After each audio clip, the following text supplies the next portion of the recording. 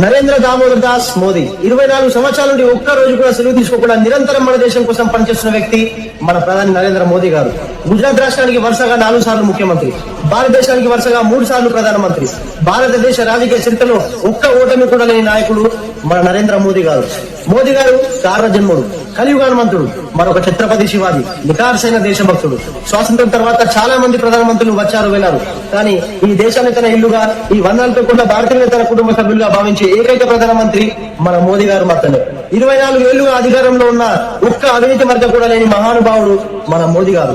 ఈ రోజు మన దేశానికి ప్రపంచంలో ఇంత విలువ ఉంది అంటే దానికి కారణం మన మోదీ గారు. ఆయన ఇలాగే మరొక 3 సార్లు ప్రధానమంత్రిగా ఉండాలని చెప్పి నేను మనస్ఫూర్తిగా కోరుకుంటున్నాను.